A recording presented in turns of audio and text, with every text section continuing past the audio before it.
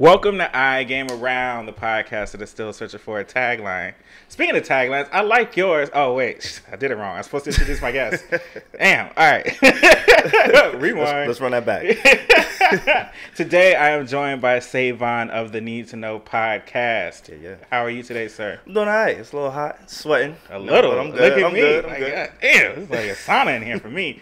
But anyway, I appreciate you joining my show. What I wanted to talk to you about is I wanted to get your history, your background. How did you kind of get into the, I guess I call it entertainment business. Entertainment? I think, yeah, we could call it. It's like the pre-industry. Somebody told me it's the pre-industry. I'm not in the industry. Right. But I'm kind of scratching the surface, if you want to say. Oh, okay. Good. That's like that. I got to start telling people that. Not for real. That's what it is. We're not in, but we kind of in. Oh, Instagram okay, make it look like you in. You know what I'm saying? You are taking pictures of everybody hanging out. Yeah, that's what I thought. Oh, by the way, today we are playing Assassin's Creed. So let me get that going. Nice. And let me ask the very first question. Mm-hmm. Where were you born? I was born in Long Island, New York. Okay. I currently stay there now. Oh. That's where I was born. I lived in Queens for a little bit. I lived in Delaware for a little bit.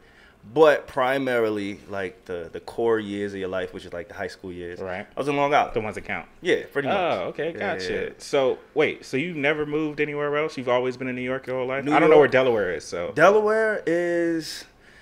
I It's felt near geography. the Maryland type of region over okay, there. So gotcha. Delaware it's the second smallest state in the country after Rhode Island. So it's Oh. a very small state. I don't blame you. They don't have any sports teams. You know what I mean? They don't have any colleges. Like, they're a very small state. So I lived there for a few years, but primarily New York. Yeah. Okay. So did you go to college? Yes, I did go to college. What college? Long Island University, Post. You know, I ventured out very far. Yeah, that sounds like a fake school. I ain't gonna lie. What? LIU Post. All my New Yorkers out there, they know LIU. There's 3 versions of LIU, but the 2 big ones one is actually on Long Island, which is Long Island University Post, which is the one I went to, and then there's Long Island University Brooklyn. So there's one in Brooklyn as well. Oh, okay. What was your major? Yeah, broadcasting journalism. Oh, So, yeah, kind of what you doing you know now. what I'm saying? I'm using my degree a little bit. Who you goes know? to college and actually uses their degree for what I they want to do? had to switch it up, man. You know, That's crazy. could not keep the stereotype alive. So after college, what happened? After college, I was actually doing the same podcast. We just kind of rebranded it ever since. But after college, I was working at a warehouse. I was doing a podcast. We was getting like 100 views in a month. it was not off the floor. Nobody knew, but I was dedicated. It kind of prepared me for what I'm doing now. And what are you doing now? The Need to Know podcast, Okay. which y'all should go check out. It's on iTunes, on You need to SoundCloud. know. Yeah, I got a little banner thing now. I'm fancy with mine. Okay, so I there's see a little you. ad. Oh wait, but I gotta put your ad. I'm not gonna put the podcast ad. So. Nah, yeah, please don't. Please don't. Plug us, please. That's what we're here. Nah. But nah, so yeah, after college, I was working at a warehouse for a little bit, doing my podcast, and trying to figure out my way. I did some writing for a while. I wrote for Hot 97. Oh. Blame Ebro. Yeah, got some free Summer Jam tickets, which is lit. Oh, wow. I know you're not from New York, but are you familiar with Summer Jam? Everybody is familiar Okay, with Summer Jam. I don't know, man. I mean, after the whole line with the Summer Jam skate. Yeah. That's a place you don't want to be. Not at all. So I wrote, and writing was really my foundation. I wrote for a magazine out in Atlanta, which was Tuck Magazine. It stands for True Urban Culture. I did some writing there as a freelance journalist. Okay. And then I went to Hot 97, wrote for them for a little bit. But I really wanted to get my podcast off the floor, like, you know what I'm saying? Yeah, so I was doing the writing, I was doing the broadcasting, and I kind of just, I couldn't get no traction. It's hard. It's very hard. Who you telling? I had to come up with a gimmick. He got the game in the background.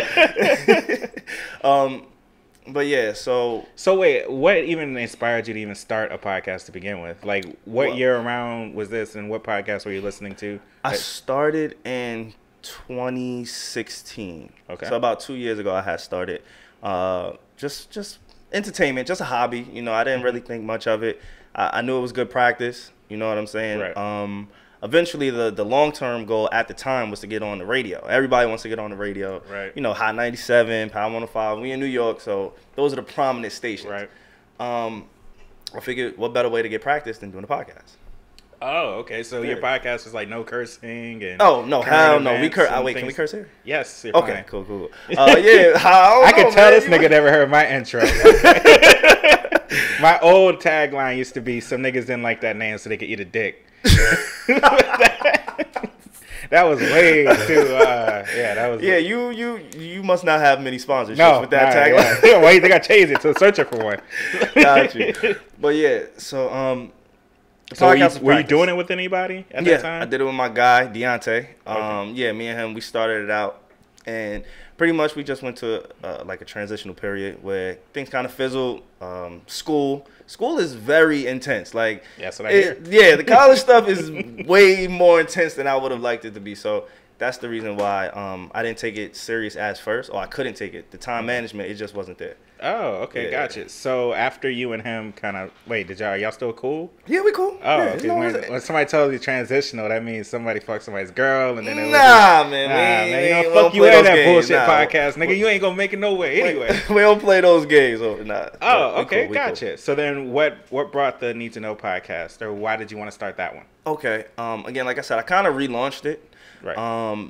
Me working with Joe Budden, he kind of gave me a lot of exposure. Oh, you work with Joe? Yeah. Whoa, what do you do? Yeah, man, I work behind the scenes a little bit.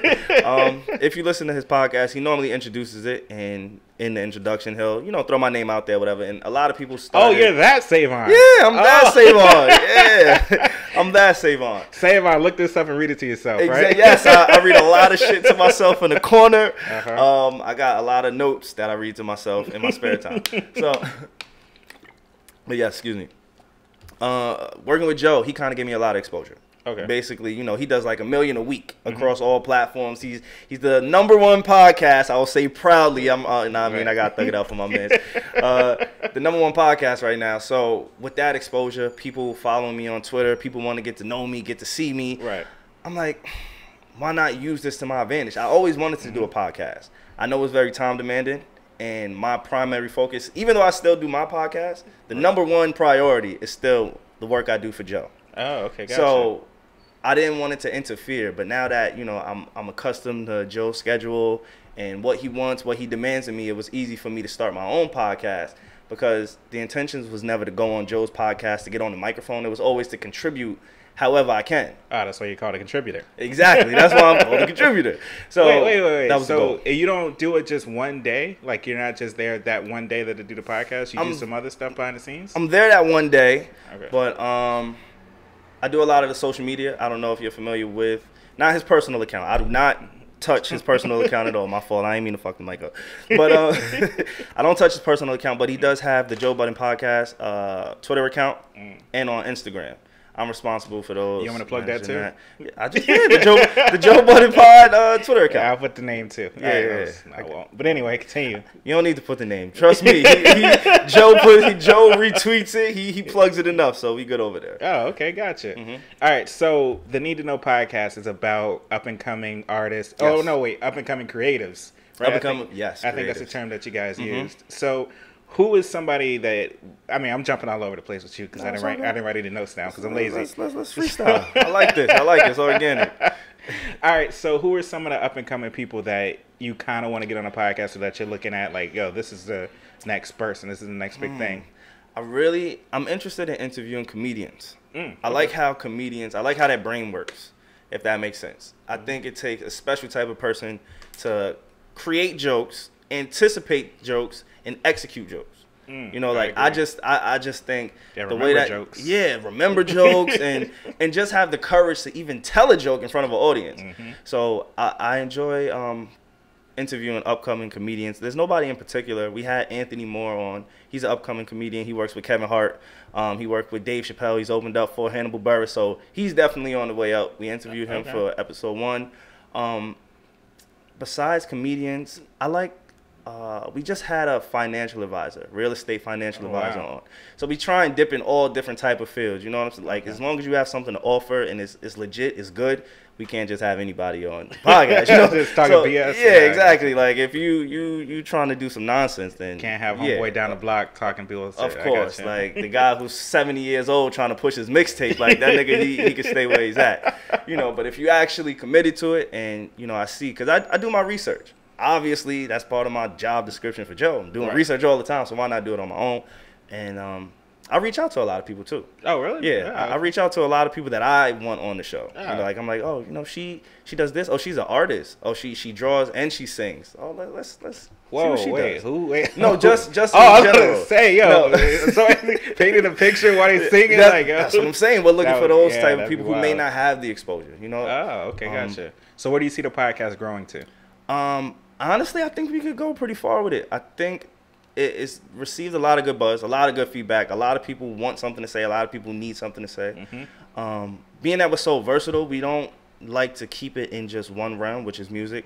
Right. Music is like the foundation, again, but we like to go in different fields. So I think we can pretty much grow it.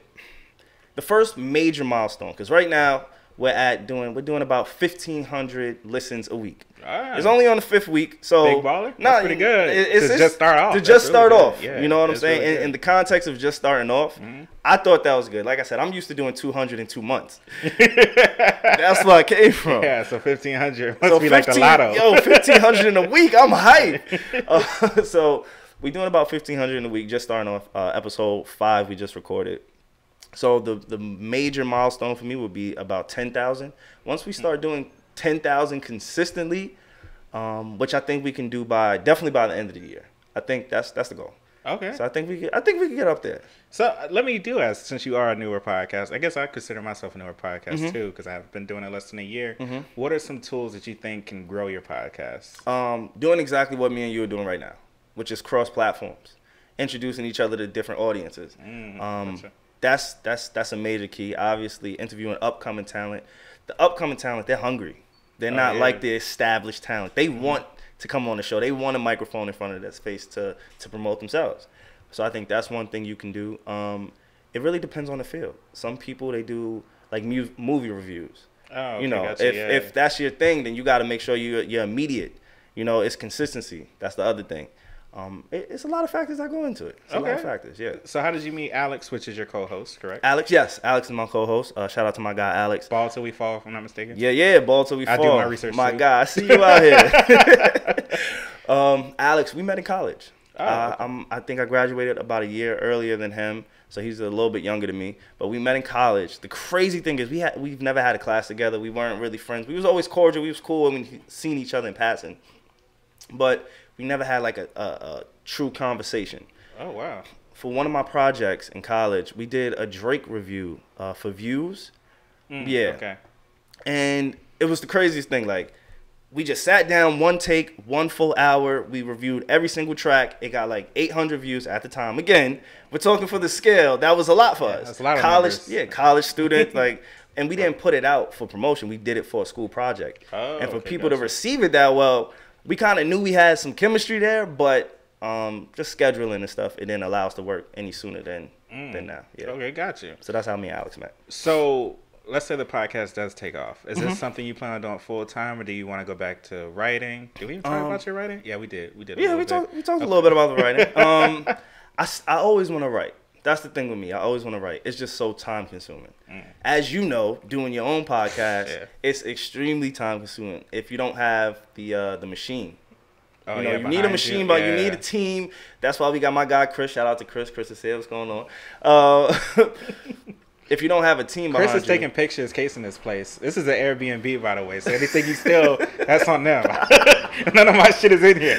Let's go put that out there. I'm sorry. Go ahead. No, it's all good. Just having a team is definitely important.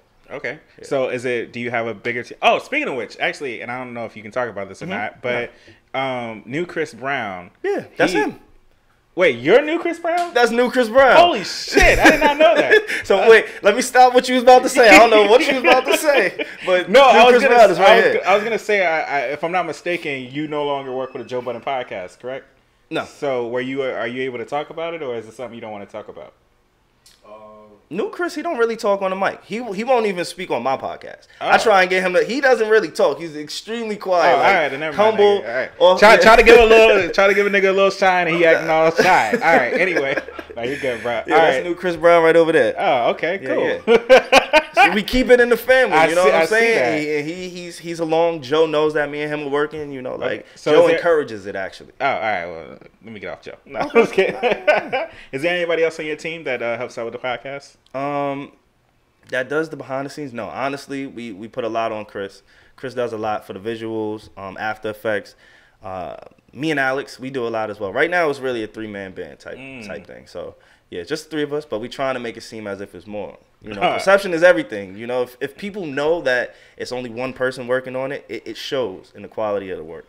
So you trying to call my shit trash? No, not at all. It doesn't show in your work. I'm saying, man. It doesn't show it at all. The video games is like you do a lot. I try. You know, I don't know how you do it, honestly, because I wouldn't. Like you have a different type of dedication. If I had to do my podcast by myself, I wouldn't do it. Yeah, I know. That's what I told myself too. But no, I started with my cousin, which the fans obviously know. I started with my cousin, but then he quit because of love. So I was like, I was left by myself. The power of the box. Yeah, that's what I was saying. Like his girl started tripping on me, so he was like, "Well, you know, my nigga, you ain't got no pussy, so you know." Yeah, he tried to throw that line on you. Ain't get no pussy. Hey, you ain't got no pussy to offer me, so what was I supposed to do? Damn. But anyway, honestly, that's a good thing that you kind of cut that off because he wasn't as serious as you would have been. So right. So it worked out for the best. Yeah, I'm glad it ended early. Fuck him. But anyway, so moving on. Fuck your cousin. Fuck it. There we go. So there is something that I did want to talk to you, and I didn't want to forget it because I was actually kind of pissed off. Okay. I can't remember what episode it was, but you had a list of 3 people that you never want to hear from again. The list. And I was cool with, all right, for the people that don't know, obviously, I was cool. He had a list of 3 people. There was Gucci Mane, there was Yo Gotti, and then there was Lil Wayne. Yes. Now, Lil Wayne is number 4 on my top 5 of all time. That's interesting. And then when you were talking about, well, when's the last time you ever heard a hard verse from him? And I was yelling because I was watching it on YouTube, so I was yelling, I'm the one, whatever that song is, that shit. And he's like, can you recite it? I was like, looking for the one, bitch, you looking, and then I was singing it to myself. So I do have to ask, after that podcast, do you have a change of heart, or do you still feel like Lil Wayne is done out here? About Lil Wayne, he's finished, in my opinion. Honestly, like it is what it is. Like he's going. I'm not gonna mince words. I'm not beating behind the bush. Like that was a no. There's no change of heart. I respect Wayne for what he's done, what he did. Like our age, we are. I don't know how old you are, but I'm assuming we're in the same. We're in the same ballpark. If you're a Lil Wayne fan, you're obviously in the same. Because my dad, he hates Lil Wayne. But anyway, so what he's done is so influential that he's important to the culture. And I would never disrespect his back catalog from like maybe 2013, which I think was what, No Ceilings? The very first one? Was not, no, it wasn't in 2013 because I was in 2012? I was trying college out and that didn't work, so I was like 2009. No Ceilings one? No Ceilings one? Yeah, because I was driving to my community college bumping the shit I out of believe that. you. I remember but that. His last hard tape, I don't remember the name of it, but I know it came out between 2012 and 2013. That was the last time he had anything that I cared to listen to on repeat. Damn. Wait, that's the Free Weezy album? Because I think that was around like 2014, 2015. That was some trash. You didn't like Free Weezy? Nah, that was some trash, bro. Oh, God. You must be a stan. You're a stan? You can admit it. I wouldn't say all that. I don't, like, there's some like, I haven't really listened to his new music. Like, I just kind of skimmed through it. But just to say that. Wait, why do you skim through it?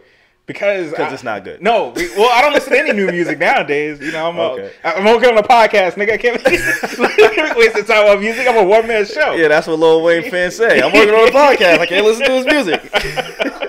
But anyway, it was just what I was thinking about was I think everybody looks for a Wayne verse. Like if you ever that's true. He just did that song. No, it was like a couple months ago with Kodak Black. Yes, I forgot the name of that song, but I liked it. Oh, Codeine Dreamer. Yes. That's what it was. Yes. And I'm like, how can you say the man's out here? Maybe I'm not looking for his mixtapes anymore. If he had a new card, I would listen to it. But I'm saying a Weezy verse, somebody featuring Weezy, you telling me he'd be trash. The reason I said that he was finished is just knowing where he came from. That's what I mean. You know, it hurts to see somebody try and be what they was, and it's just not connecting. That's really what I meant. If I see a Wayne feature, I'm gonna listen to it, and I'm gonna try to find the best part about the feature. I'm not just gonna cancel it because I see Lil Wayne. What I meant by that was I think he just needs to stop trying to put out music or not music, a mixtape. He needs to stop trying to put out mixtapes without the album. I'm not saying he's done. He should just stop making music. Okay, yeah, I got you. I got you, Savon. Okay, that makes sense. Can we move on? Yeah, free to call to 5, man. Free to call to 5. I'm waiting for it. Anyway, damn, this nigga crazy. All right, so man, I almost had to end the show early after his comments, but all right, I don't know where we're gonna push through. We're gonna keep going. Let's thug it out. All right, so just off the top of your head, he is really kicking that guy's ass on the game. By the way, I'm sorry. You like you bodied the nigga, just kept it pushing. I'm sorry.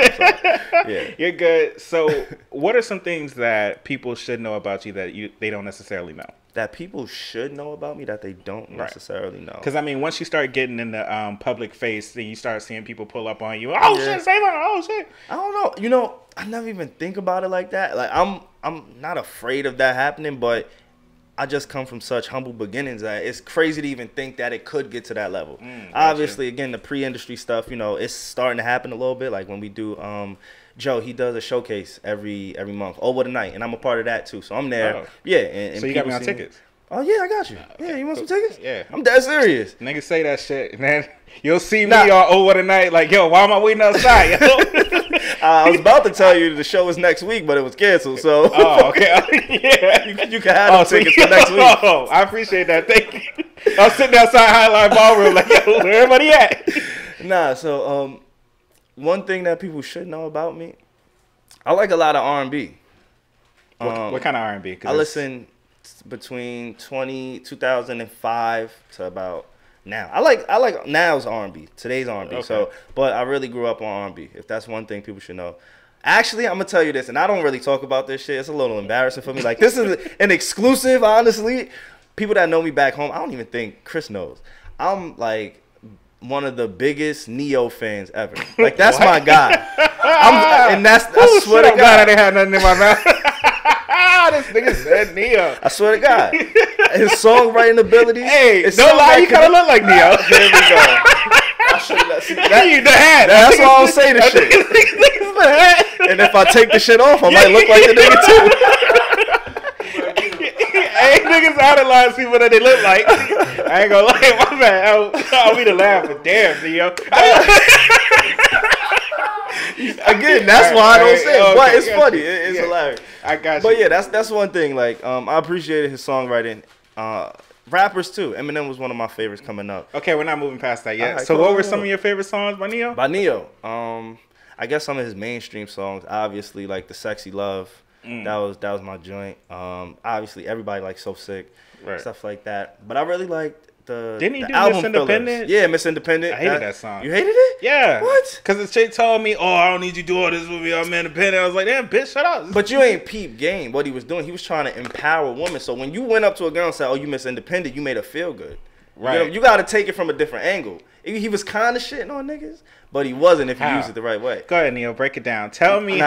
I ain't gonna get this in my bag. Tell me how a man saying, yo, you don't need niggas. Because you making her feel like she's strong, like y'all are equal. And not saying women aren't equal, but society doesn't view women like that, unfortunately. Right. So at that time, him saying, you're Miss Independent coming from a male, they was like, this nigga think I'm this thing, you get it? All I'm saying is I'm a fuck up. So when a girl's a Miss Independent and I fuck up, I don't need you, nigga. Like, I'm a man that needs chances. You gotta step your game up, bro. No, I don't. I need chances. I need at least 2 or 3 chances with each female that I talk to. So making her feel independent, making her feel like she don't need me. That works against your agenda. It works against me. I see you. I don't get another chance, nigga. I only get one. Yeah, I get you. Okay, that makes sense. I'll step up my game, Neo. Yeah. Anyway, all right. So you said Eminem, right? Eminem was your all-time favorite rapper? Eminem, yes, all time. Yeah, I could say that confidently. Why?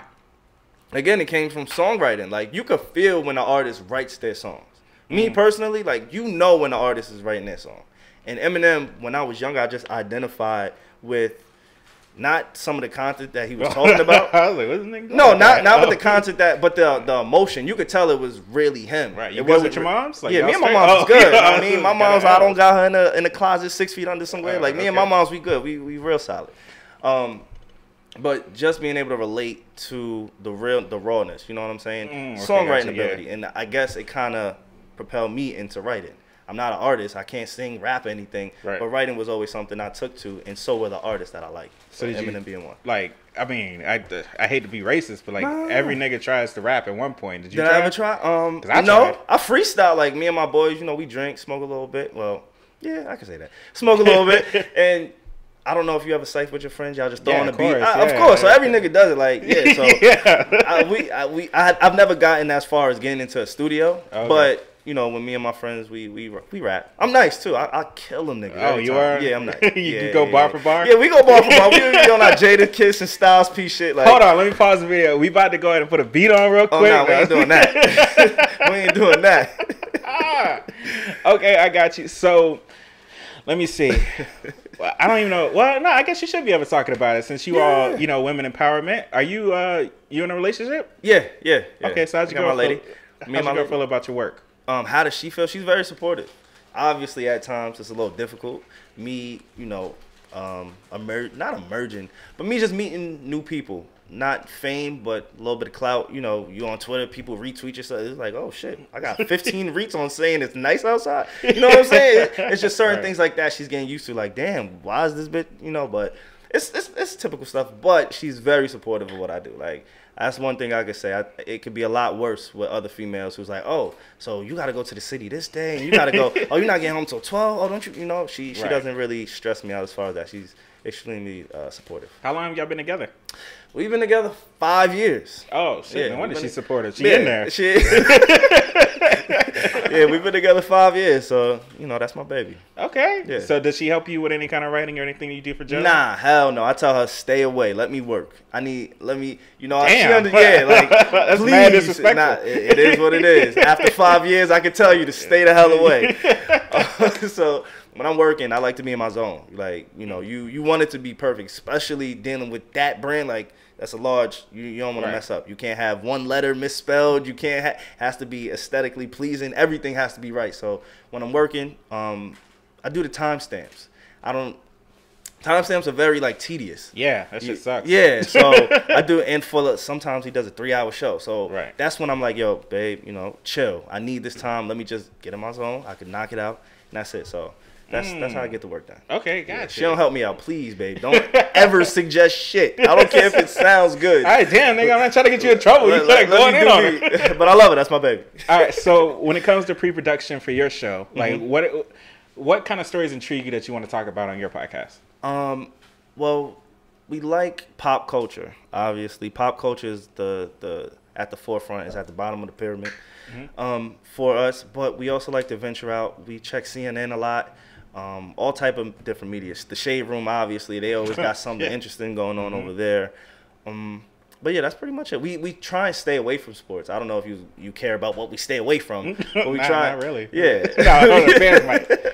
No, we just stay away from sports. That's one of the only things, unless it's a story revolving, like the Kaepernick. It was a story revolving sports. It wasn't actually a sports story. So. Why do you stay away from sports?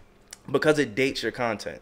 If we're gonna predict the playoffs, the finals. If I say today, oh yeah, it's the second round, I think LeBron's gonna win, and then somebody wants to go back and listen to that episode, they don't want to hear about what's already happened. They know the outcome, you know. So try and stay away from sports. It dates it.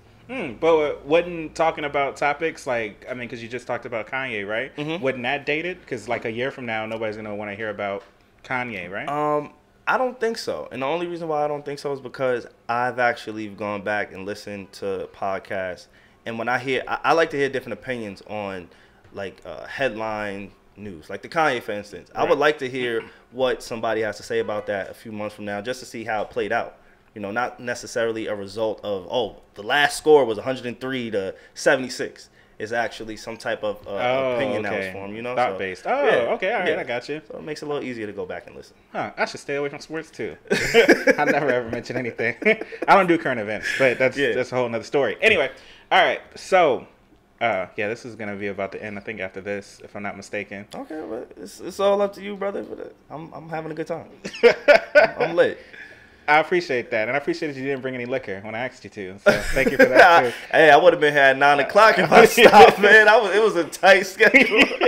You already was flaming me talking about black people never on time. Oh yeah, you know what's funny is my last episode with It's the Real. I told them that they're my very first white guest. Okay. Only guest to ever show up on time. Really? Only guest. They surprised the shit out of me when they showed up. I was like, wait, what? What are you doing here? I was like, definitely keeping the stereotype. yeah, you gotta keep it moving, man. All right, funny. Don't quit. So I see the Dreamville shirt. Yeah. I haven't listened to J. Cole since 2014, Forest Hills. But I don't listen to new music. I'm late with that. So, I got the podcast. So wait, so is that your excuse for why you're not up on shit? Yeah, because you just said you don't listen to Wayne, who happens to be one of your favorite artists, right? And now you haven't listened to probably anything. The most popular. If I'm late anywhere, if I gotta do something, I mean, that's what you say. That's your excuse. I'm gonna start using that. This was this is a 30-minute show. This was a 4 hour. I was playing this for like 4 hours. And then I had to edit it down to 30 minutes. So you know what I'm saying? The podcast, we taking this all the time. All right. I see what you're doing there. The only thing it doesn't get in the way is pussy. But I would hope not, because then I have to leave. Because there's something wrong with that.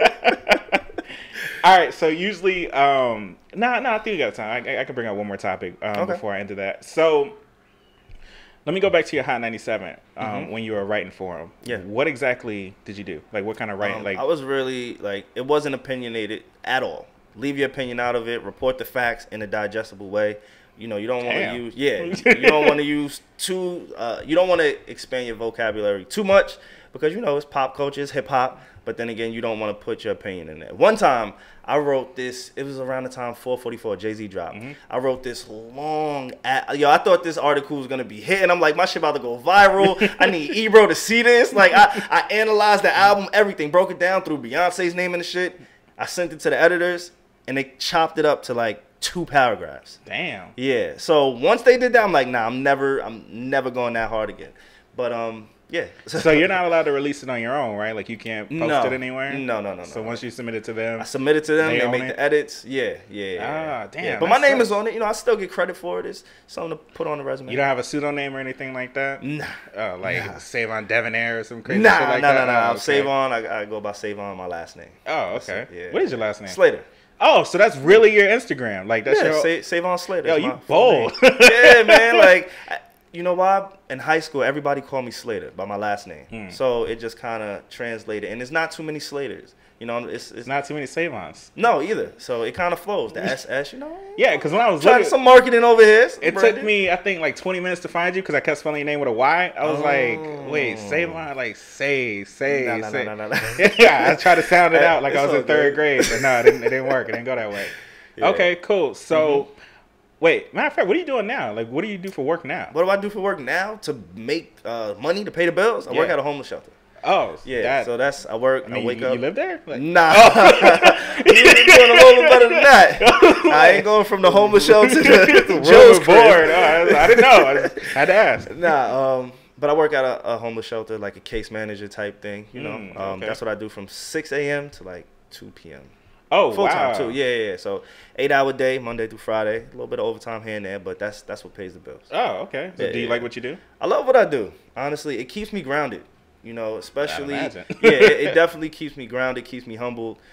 Seeing, because it's good guys, like decent guys. They're just in unfortunate situations, circumstances. So to go from that environment, the homeless shelter, and then going to hang out with certain celebrities and all that kind of stuff, it's 2 different extremes. You know what I'm saying? So it keeps me balanced in the middle. So, like, because I'm not familiar, I didn't even know case managers worked at homeless shelters. I thought it was just volunteers. No. So, like, what do you talk to the people about? I'm interested in people, obviously, so I try and get their backstories just to figure out who they are. A lot of homeless people deal with mental illness, which I didn't know until I started working there, which should be obvious, but I didn't know. So mental illness, drug addictions, and I try and dig in their past, like, to ask how they got to where they're at. You know what I'm saying? Right. And they find it therapeutic. And it's kind of therapeutic for me, because when I go home and I'm looking at my 55-inch TV and my Xbox and, all the sneakers in my car, something like that. But when I look at those things, it makes me appreciate it all that more, because when I go to work every single day, these are people that can be removed from their housing situation because of the government, not on their own. Right. It's not their home. It's just, but they're staying temporarily, unfortunately. So do you switch homeless shelters, or you are just always the same one? You can switch. I have switched, but I like to stay at the one that I work at particularly, only because it's a men's shelter.